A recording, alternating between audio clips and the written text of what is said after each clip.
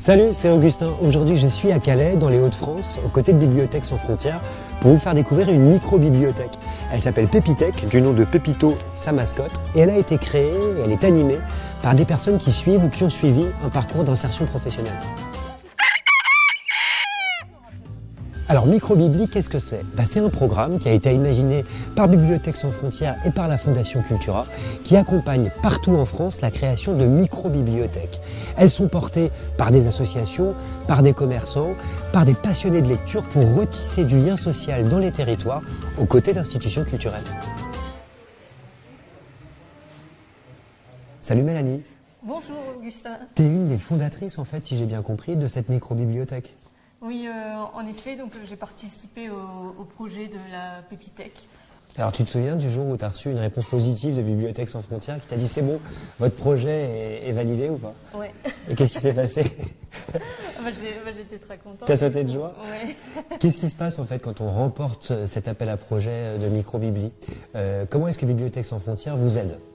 BSF nous a donné plus de 1241 livres. Waouh! Ouais.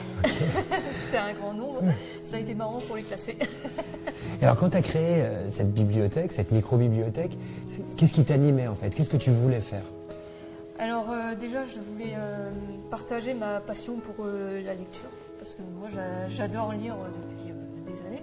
L'idée c'était que ce soit ouvert à tout le monde en fait? Oui, aussi. Vraiment ouvert à tout le monde. Donc que ce soit à mes collègues, à leurs proches, aux clients aussi du restaurant.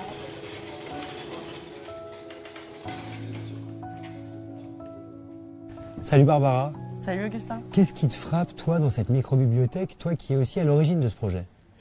Alors moi, ce qui me frappe dans cette micro-bibli, c'est vraiment l'aspect coopératif avec tous ces acteurs qui sont là ici dans ce lieu un peu Tu veux dire que tout le particulier. monde a participé à la bibliothèque en fait? Ouais, un peu tout le monde quand même. Exemple? Exemple, les meubles. C'est une coopération avec l'atelier de menuiserie que les ateliers de la citoyenneté ont en interne. La typo, la déco. Tout a été collaboratif, quoi. Parce que où elle se trouve en fait cette micro-bibli? Il faut nous expliquer. On est, tu le disais, dans un tiers-lieu. Ouais, on est dans un lieu, un tiers-lieu assez fou quand même. En centre-ville de Calais. On est en plein centre-ville de Calais, on est dans l'ancienne école des beaux-arts de la ville de Calais, qui a été réinvestie en pôle d'économie sociale et solidaire. Alors comme ça fait un peu bizarre. Mais en fait, c'est tout un écosystème d'acteurs de l'économie sociale et solidaire qui sont ici. Donc il y a des ateliers d'artistes, il y a des chantiers d'insertion, il y a une ferme urbaine, il y a un restaurant, il y a des travailleurs sociaux. Ça veut dire que vous travaillez aussi perpétuellement avec des partenaires. En quoi, par exemple, les bibliothèques publiques sont des partenaires de cette micro-bibli? Déjà sur la compétence. On n'a pas un chantier d'insertion bibliothécaire. On a des gens qui sont très investis personnellement. Mélanie nous disait qu'elle travaillait en médiathèque. Ouais.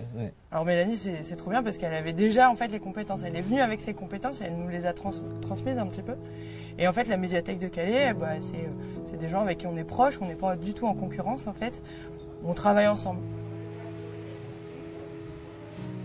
Et derrière ça, il y a quand même l'idée que je trouve très belle que le livre est important.